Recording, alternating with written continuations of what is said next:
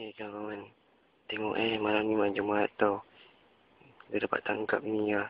Tengah lipat kat basketball court pula. Satu lebih ke batuk. Kat pokok tu nampak tak ada apa-apa.